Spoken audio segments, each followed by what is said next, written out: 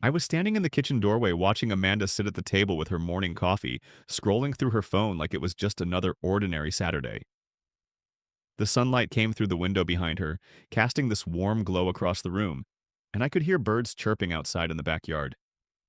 Everything looked normal, peaceful even, but I knew something she did not. This was the last morning I would ever look at her as my wife. 2 days earlier, she had looked me straight in the eye and said, "Be a man, Carl. Stop being so sensitive about everything." I decided right then if she wanted a man who did not share, she would get exactly that, just not the way she expected. Before I tell you how this unfolded, I would love to know, are you watching from somewhere facing similar struggles in your relationship? Hit that like button if you have ever been told to man up when all you wanted was respect. And subscribe because what happened next changed everything about how I saw marriage boundaries and my own worth. Amanda and I had been married for 5 years. We met at a barbecue party in Austin, Texas through mutual friends. Back then, everything felt easy. She actually liked that I was thoughtful and communicative. I remember her telling her friends that she loved how I was not afraid to talk about my feelings. I worked as a software engineer at a tech firm, pulling in a decent salary, and she was a marketing manager at a mid-sized company. We both had stable careers, no kids, just us, our two-bedroom suburban home with a small backyard, and what I thought was a solid partnership. Our mornings had a rhythm to them. I would wake up at 6 in the morning, make coffee, and prepare breakfast while Amanda slept in until 7. On weekends, we would hit the farmer's market or explore hiking trails around Austin. From the outside, we probably looked like the perfect couple. And for a while, I believed we were. But around 3 months ago, things started to shift. The first real sign came when my mother called one Tuesday night at 9. Her name is Patricia, and she has been dealing with diabetes complications for years. That night, she sounded weak on the phone, telling me she had been feeling worse than usual. I wanted to drive up to Dallas to see her. It is only a 3-hour drive, but when I told Amanda, her response shocked me. "Your mom always has something wrong with her," she said, barely looking up from her laptop. "Cannot you just call her?" I felt this tightness in my chest. "She has a chronic condition, Amanda. I just want to make sure she is okay."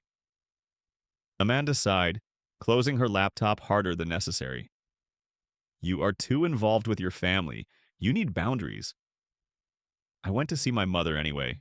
I took a personal day off work, drove to Dallas, and spent the afternoon with her. She was fine, thankfully, but she needed someone there. When I got back home, Amanda did not speak to me for almost a week. She would give me these cold, one-word answers, her body language completely closed off. It was like I had committed some unforgivable sin by caring about my own mother. 2 weeks after that, I came home from work completely drained. There had been this major issue with a client at my company. They were threatening to pull their contract, and my boss had unfairly torn into me about it during a meeting. I just needed to vent to talk it through with someone who cared about me. I thought that someone was my wife. Amanda was on the couch watching The Bachelor when I walked in. I sat down next to her and started explaining what had happened. She cut me off mid-sentence. "Can you not bring work drama home? I have my own stress to deal with." I stared at her stunned. Before this, Amanda had always been the person I could talk to about anything. But that night, she just turned up the volume on the television and kept her eyes glued to the screen. The remote control stayed in her hand like a barrier between us. I got up, went to the bedroom, and lay there in the dark, feeling completely dismissed. A week later, I suggested couples therapy. We were sitting in the kitchen and I was chopping vegetables for dinner when I brought it up. "Maybe we should talk to someone, a professional. I feel like there is this distance growing between us." Her reaction was immediate and sharp. "There is nothing wrong with us, Carl. You are just too emotional." I stopped cutting the knife going still in my hand. "Too emotional." "Yes," she said, her voice rising. "I am sure the neighbors could hear." Normal men do not need to talk about every little feeling. Maybe if you acted more like a man, we would not have these problems. That hit me like a punch to the gut, but I did not say anything. I just went back to chopping vegetables, my jaw tight, while she stood there looking at me like I was the one being unreasonable. Then came the breaking point. It was a Saturday morning, 2 weeks before everything changed. I had made breakfast, scrambled eggs, toast, fresh orange juice. Amanda came downstairs in her silk robe, hair messy, and she already looked annoyed before I even opened my mouth. I was thinking we could visit that new art gallery downtown today, I said, trying to sound upbeat. She sighed. Do you always have to plan everything? I just thought it would be nice to spend time together, I said. We have not really connected lately. Here we go again, she muttered. Connected. You sound like a therapist. I felt that familiar hurt rising in my chest. I am trying to make our marriage work, Amanda. Do not you see that?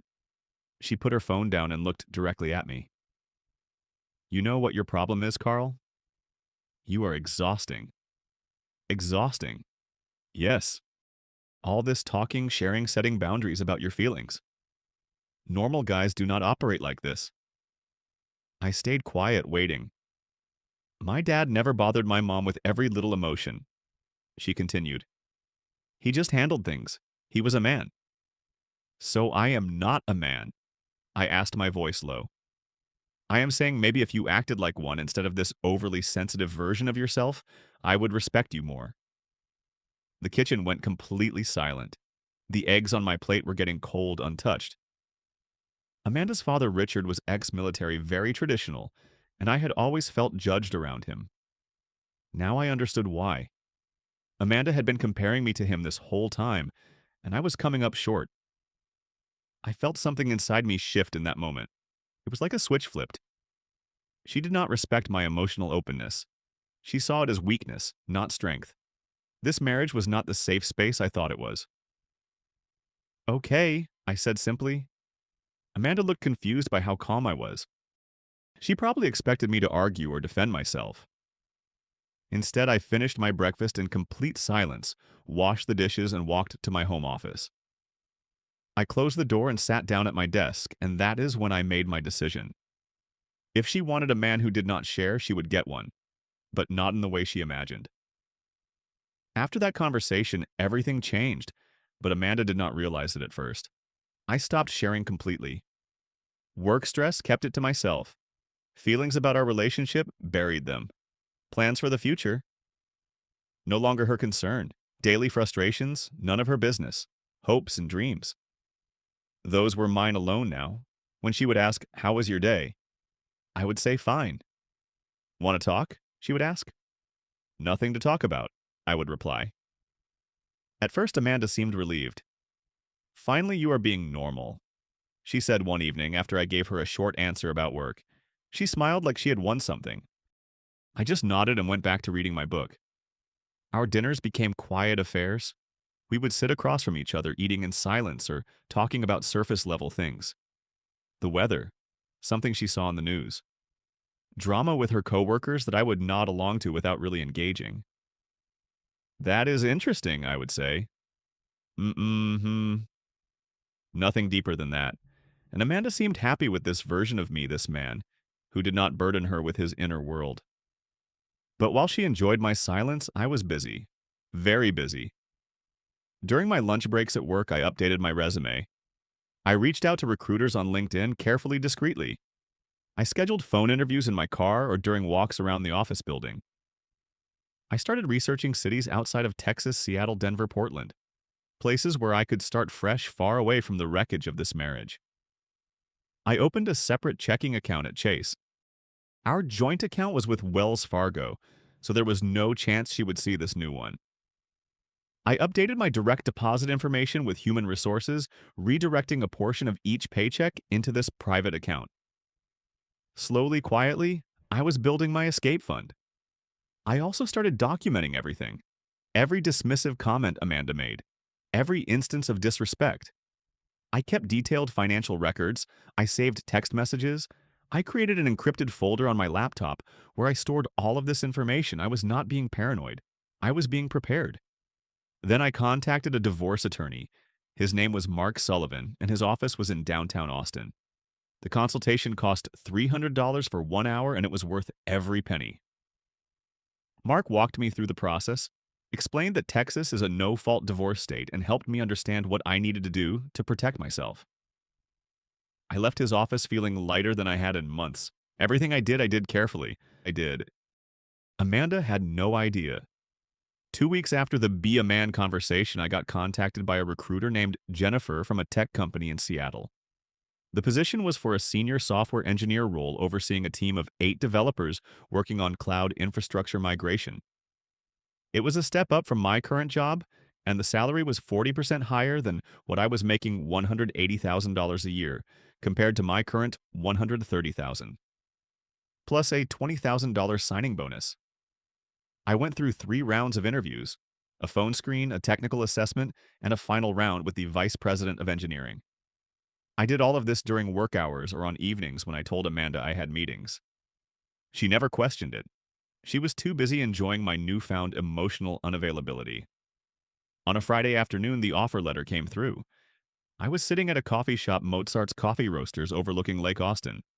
The weather was perfect. 75 degrees sunny, the kind of day that makes you glad to be alive. My Americano was nearly empty. I opened the email on my MacBook Pro, and there it was. The official offer. Base salary signing bonus relocation package, start date 6 weeks out. I read it twice, feeling this surge of excitement mixed with an almost overwhelming sadness. This was real. This was my exit. I did not hesitate. I hit reply and typed, "I accept. Thank you for this opportunity." I signed the documents electronically right there in the coffee shop. Within an hour, Jennifer replied, "Welcome to TechCore Solutions, Carl. We are thrilled to have you." I closed my laptop and stared out at the water. The lake was calm, glittering in the sunlight.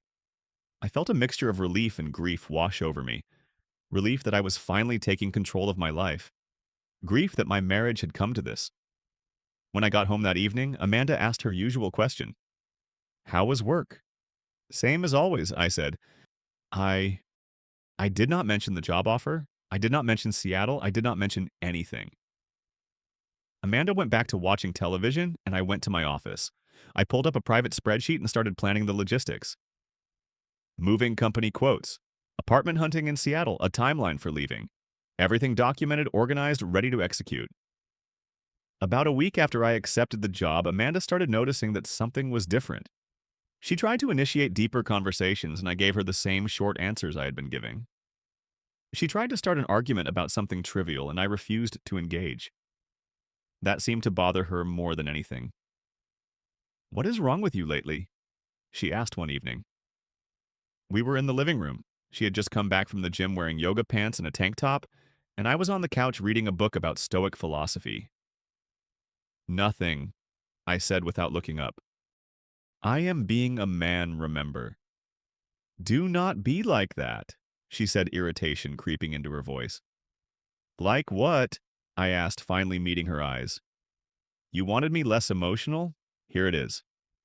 She tried to sit next to me on the couch. I shifted slightly away, my body language closed off. I watched her face change as she felt the distance between us for the first time. Real distance, not just emotional, but physical too.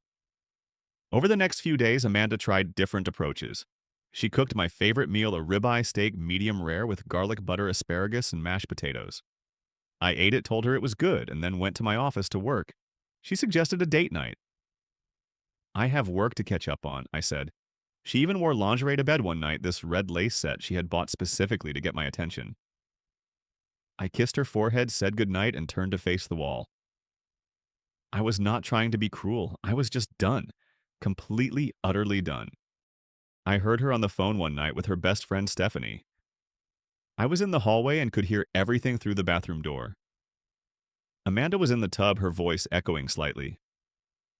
"Carl is acting so weird," Amanda said. "He is just so distant."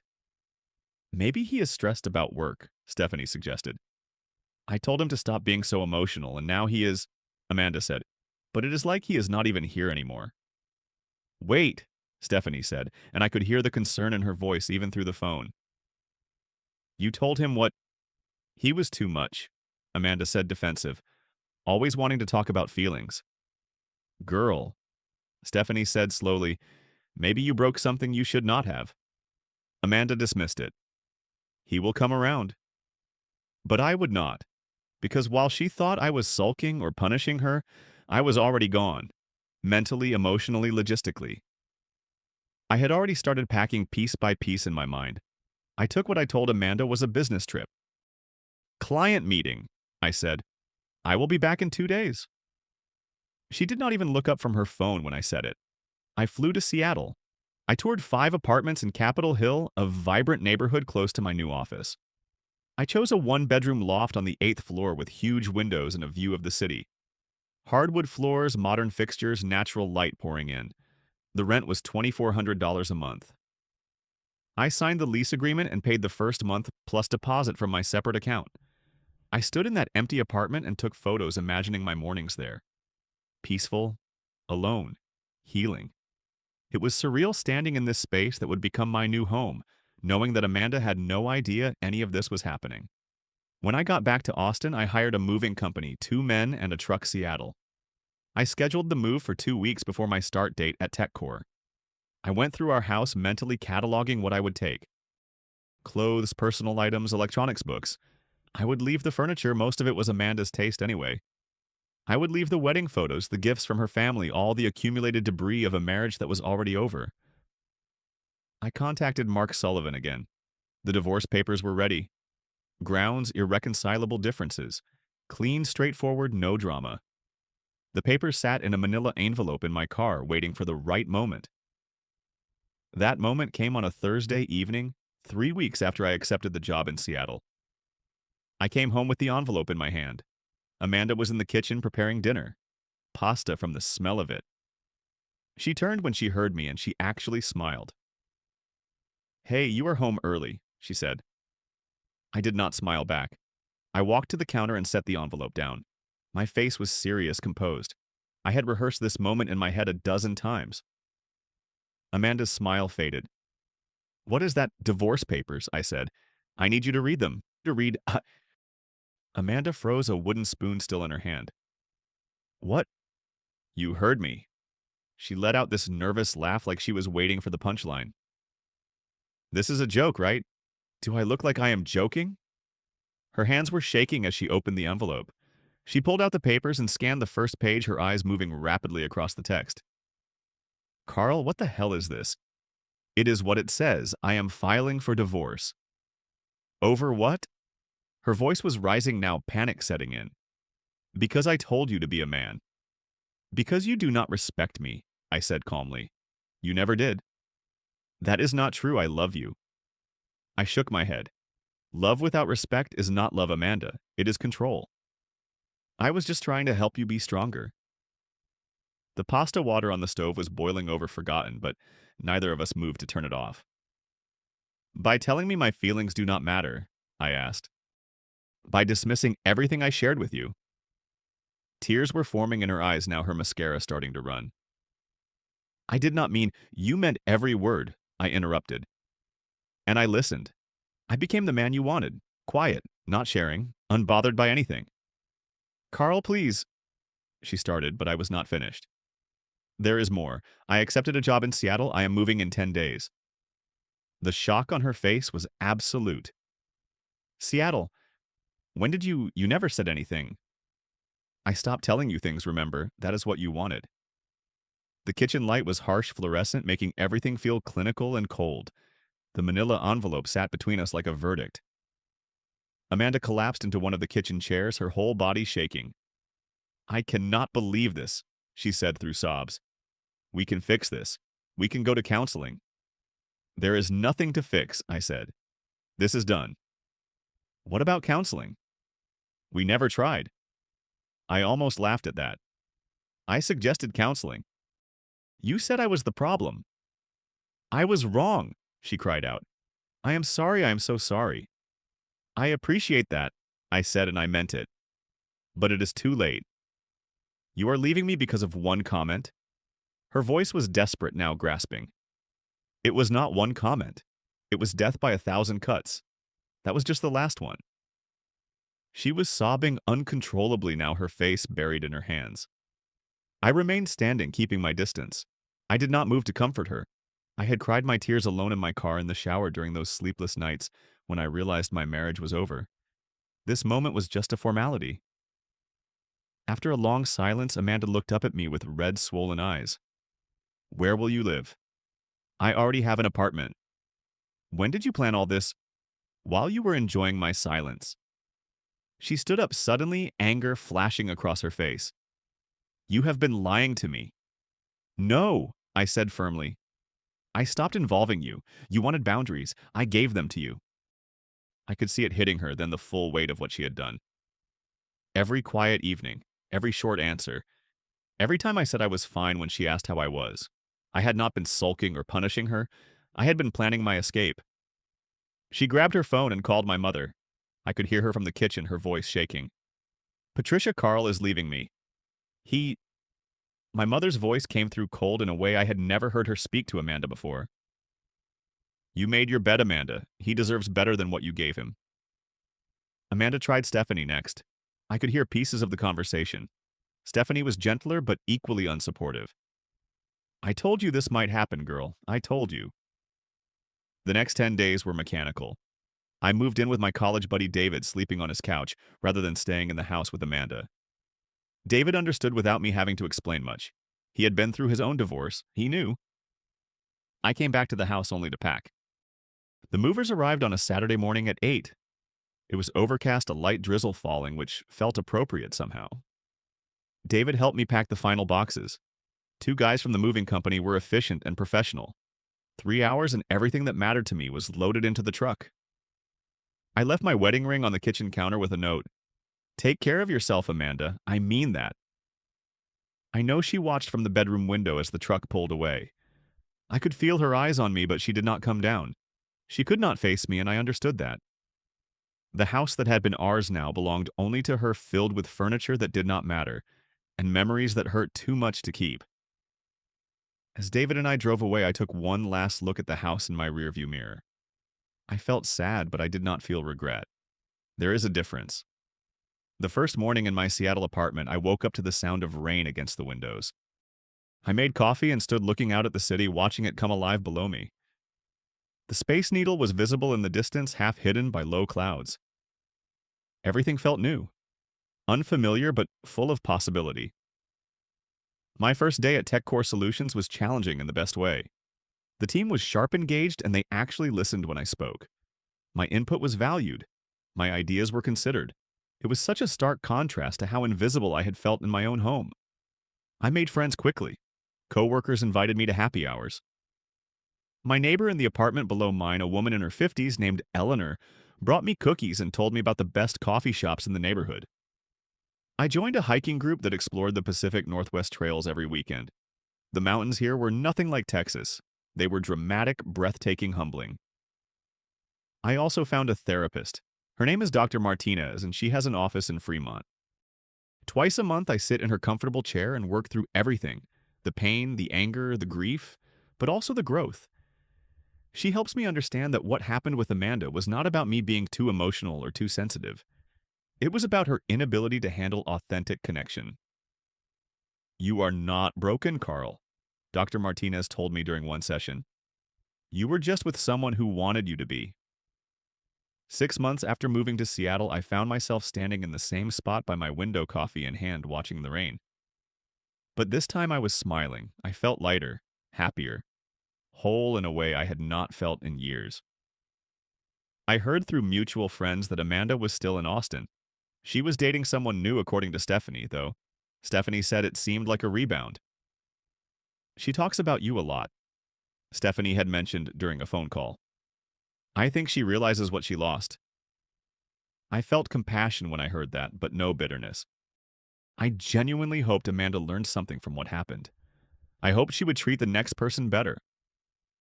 But that was no longer my concern. She was part of my past, and my past was something I had made peace with. One Sunday afternoon, I was sitting in my favorite coffee shop in Capitol Hill. Rain was falling steadily outside, and I had a warm mug of coffee in my hands. I was thinking about the whole journey, how I got from that kitchen in Austin to this moment in Seattle, and I realized something important. Being a man is not about silence. It is not about swallowing your feelings or pretending you do not have needs. Being a man is about knowing your worth. It is about setting boundaries that protect you, not shrink you. It is about refusing to make yourself smaller for anyone, even someone you love. Amanda was right about one thing: I did need to be a man, but not her definition of one. My definition: a man who honors his truth, who communicates authentically, who leaves situations that diminish him rather than staying out of obligation or fear. Marriages do not fail because people talk too much. They fail when one person needs to silence the other. They fail when respect disappears and gets replaced with contempt. They fail when love becomes about control instead of partnership.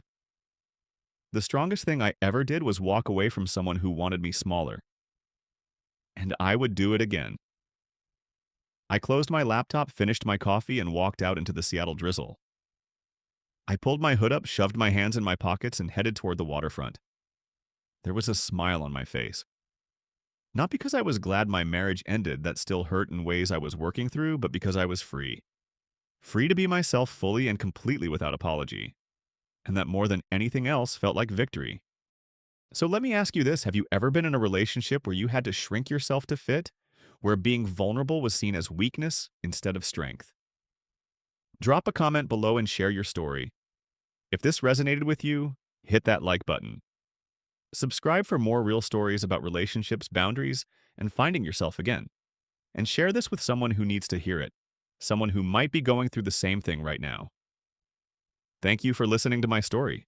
I hope it helps you understand that your feelings matter, your boundaries matter, and you matter. Take care of yourself out there. You deserve respect, especially from the people who claim to love you.